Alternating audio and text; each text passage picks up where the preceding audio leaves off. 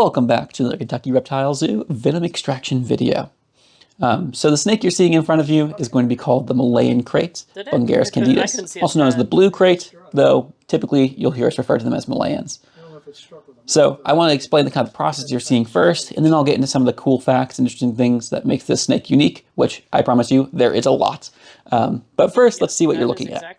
So right now you see Kristen here is hooking the snake. That's a snake hook that she's using to kind of move the snake around. And the goal here is to get the snake to go into that tube. This is a technique we call tubing. The name is pretty self-explanatory. The brick there is just to kind of hold the tube in place, keep it secure so the snake doesn't accidentally bump it around. So you can see this one went relatively quickly. We were able to kind of push the snake into the tube, and then once it's in the tube, you can actually restrain the back end to prevent it from backing out. That's not always the case in terms of it going quick. Sometimes snakes can be a little less cooperative, and that's totally normal. They are animals, and we are just responding to what they're doing. So if they don't want to cooperate with us, we just have to be patient, and it's just a waiting game in this situation. The point of the tube, though, is kind of twofold. One, it helps us restrain the snake. As you can see here, it prevents it from backing up and moving around, but it also helps protect the snake. Certain species of snake have kind of delicate bone structures, and actually if they are getting really agitated and moving around a lot, they can hurt themselves. So putting them in a tube like this actually kind of restrains their movement and protects them as well as protecting us. So beyond that, what you're seeing right now is something really unique. We don't do this with very many snake species. We do change our techniques depending on what we're working with, but what we're using here are what we call capillary tubes. These are really thin glass tubes, and they're kind of using the magic of how liquids work to help us capture as much venom as possible. So they don't pull the venom out of the snake's mouth, but if the snake is going to release venom, those tubes kind of give a place for that venom to go and let us catch pretty much all of it. There's still some waste. We can't avoid that entirely, but the less waste we have, the better. That means less snakes we have to extract from, and the more we can help people. So the point of doing this, I mentioned helping people, is to help make different kinds of medicines and drug productions, as well as anti-venom is a main goal as well. In this case, these guys are actually kind of in the early phases of development. For anti-venom, that's what these are going towards. That is not the story for all of our snakes and all of our venoms, but for our Malayan Kraits, that's the destination of this venom.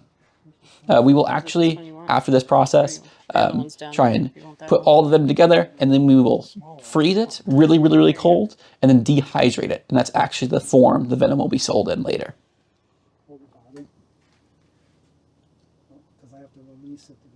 So the snake you're seeing right now is what we call opaque or blue, which just kind of means that they're getting ready to shed. You might notice a faded color to their scales right now. That's them getting close to being ready to shed.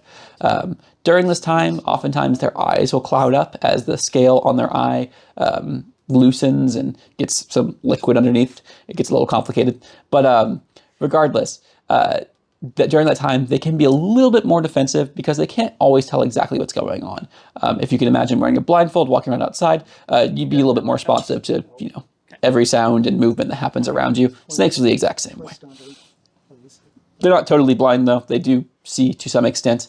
It just does cloud their vision. So the reason we are using these capillary tubes in this case is largely because these snakes have really, really small fangs relative to their body size. There's a few good shots of that you'll see throughout this video, but we're putting that tube directly onto the fang, and you can just barely see it right there. It's this tiny little fang. That does not stop them from envenoming things, but it does mean that it's not easy for them to bite down to a big structure like a funnel. Okay, get the other one, watch your fingers.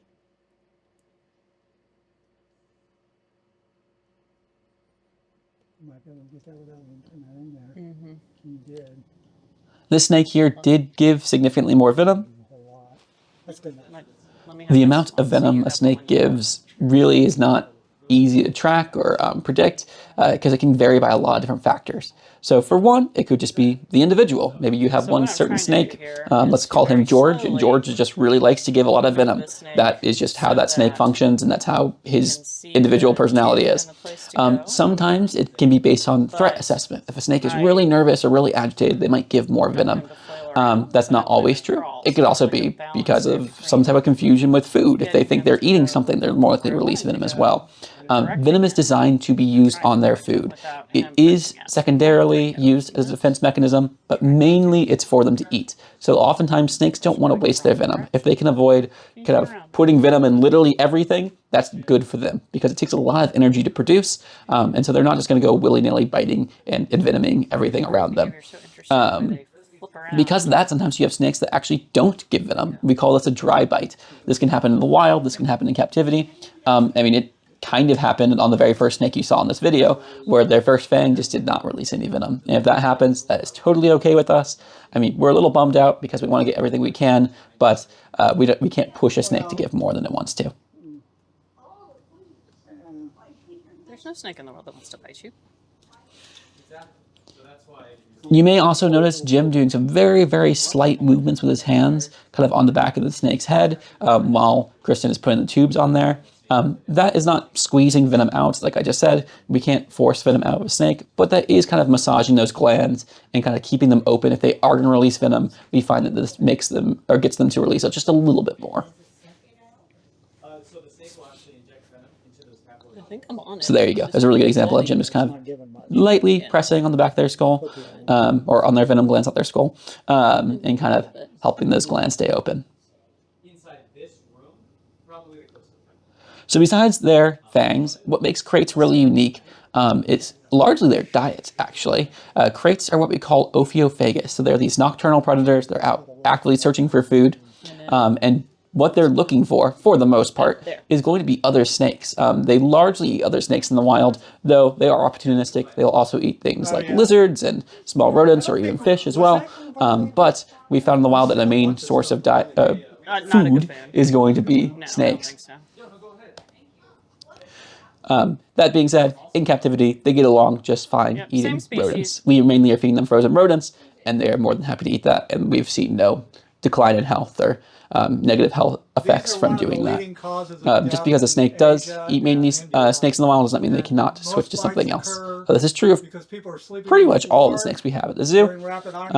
We also have king cobras, which are well known for being ophiophagus, but they can also just eat rodents. On snake bite, and we had one of our friends from over there say that they had a 4-year-old. So here's a good example of a snake that their individual behavior is a little different. So it's still a Malayan Krait, still the exact same species, but just because it's the same species does not mean it will always act the exact same way. This one is not quite as keen on going into that tube. Maybe it's because she just doesn't see it as a safe place to go, or maybe she's just a little nervous seeing the guest in front of her, whatever it might be. She's made the choice that the tube is not very inviting to her. So what she's trying to do instead is she's trying to flee. A snake is not likely to just turn around and try and bite somebody. They will do that if they're cornered and feel like there's no other option. But what they're going to do for the most part, almost every time, is exactly what you're seeing here, where she's trying to flee. She's trying to get through the glass because she sees that as an exit away from the person with a hook who's touching her. Later, you'll see that she decides the glass is too much of a challenge to get through, so she will actually turn around and try and get down a different way. But this is, again, she's trying to flee. She's not holding her mouth open and charging at somebody. She's just trying to get away from what she perceives to be a predator. We are these really large animals. I think humans often forget that we're big and we are intimidating to a lot of different animals. So when the snake looks at us, it thinks we want to eat it. Unfortunately, we do not speak snake, and we cannot tell the snake that we have no intentions of eating it. But if we did, I'm sure that would make our job a lot easier. So all that being said, this whole process is not at all painful to the animal. This is kind of just taking advantage of something they do naturally anyways in terms of giving venom, but it does stress them out slightly. It's temporarily stressful because we are these large predators it's interacting with. So since it is temporarily stressful, we try to make that process go as quick as possible. So what you're going to see here is actually pretty soon Jim's going to change his technique to try and hurry the process along, basically, so that way we can keep this snake out for as small a time as possible, so we can get it back to a kind of relaxed and less fleeing state. It depends on the antivenom. That being said, again, because it can be slightly stressful, we do give these snakes long vacations in between extractions. There you go. There's a really good example of what I was just talking about. So Jim decided that the technique of trying to use the hook to get into the tube was just taking too long and was just causing unnecessary stress to the snake. So instead, he uses a technique we call tailing. So this is how we kind of change our tactics depending on the animal's behavior and in response to them. So tailing is a relatively safe place to put your hand, but I would not suggest this to anyone who is not a professional, because that's a good way to get yourself bit if you don't know what you're doing. You can see Jim has to kind of turn his body and shift and drop his hands and switch and do different things. All these things he's well-trained and well-experienced doing. And you, a person on the street, should not just pick up and try doing this yourself. I don't believe it would go very well for you. Just keeps taking its head up when I get where it's aimed at. But again, the reason he's doing this is just try and get this to go faster so the snake is a little bit less stressed out. You can see right here, he's successful in getting the snake to go to the tube, and so that process did end up going quicker than it could have if we kept using the hook. So I was just talking about vacations for the snakes. So yeah, after this, the snake will get at least 2 to 3 weeks off of not being messed with at all, no extractions, and that's not because it's out of venom or anything like that. We ballpark that we get probably about 1/3 of their venom, but it is all just to help them kind of relax and calm down and de-escalate and get them into a place where they don't feel stressed. We find that 2 to 3 weeks is a pretty good break for them. Personally, if I only worked for 5 minutes every 2 to 3 weeks, I think I'd be pretty happy, but I can't speak for the snakes, I guess. In the same way of trying to keep this as fast as possible, you'll notice that Jim may have foregone the hook for pinning there because he just found that it was taking too long and we would want to get the snake out and through as fast as we can.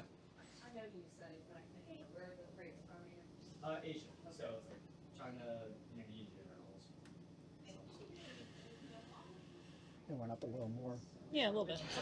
So what makes their venom interesting? I mentioned these guys were ophiophagus.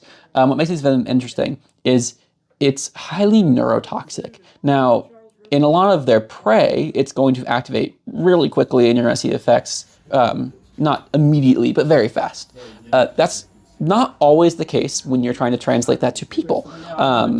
We are, again, really large animals, and also we just react to things differently than the prey item the snake is aiming for. So sometimes with people, if they are bit by these, usually it happens during the night because they are nocturnal, the effects can be really delayed. Oftentimes people will be bit in their sleep. Maybe there's a snake near them if they're sleeping on the ground or something, and then you roll over and that causes a bite. And if that happens, they might wake up and not realize they've been bit right away, and they'll start developing symptoms later.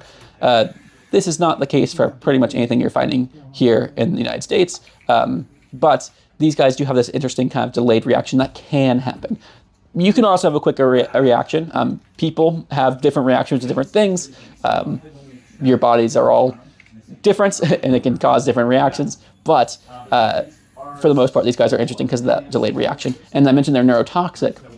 So they will cause kind of this paralysis effect over time. They do also have some cardiovascular effects in their venom that have been studied as well, but the neurotoxin is the main active thing. As the snake is up here, try not to move around too much. You're fine to stand wherever you'd like, but as the snake is up here, the snake can't. I do too. That was pretty good.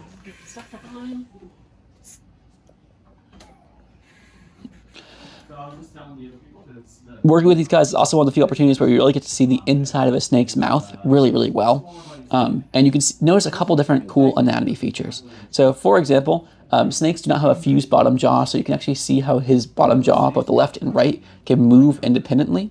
But also really interestingly, to help them swallow really large food items, is they have that, what we call a glottis. That's that tube you're seeing in their mouth that kind of looks like a tongue. It's not their tongue.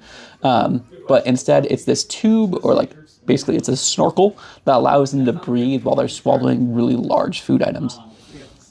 You also have a glottis. Yours is just deeper into your throat, but it's directly connected to the trachea, and so that allows them to breathe even when they're swallowing really, really large things. Give me the book. So this is our last snake I have for you guys today. It's going to go pretty quickly, but this is a process we do as often as we possible. We do it with all of our different snake species. for all sorts of different purposes. We always really appreciate any support and people coming to see this in person. It's a really amazing experience to kind of see up close and personal. You can kind of see the guests in the back there through the window, enjoying the process. And so if anyone has a chance to come out and visit us, I highly suggest it. I promise that's not biased. But it is really a wonderful experience to kind of see for yourself. And if you have any questions, please ask that sort of thing down in the comments. We try our best to answer everything we can. Sometimes we get a little bit flooded. It's not always possible, but we will do our best to try and answer everything we can. And other than that, thank you for watching. I hope you guys learned a few things about our Malayan Krait friends here.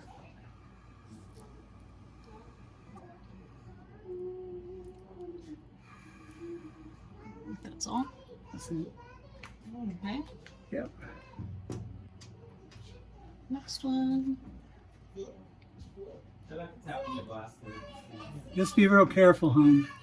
He's okay right now, not when the snake's out. We've got a hold of it right now.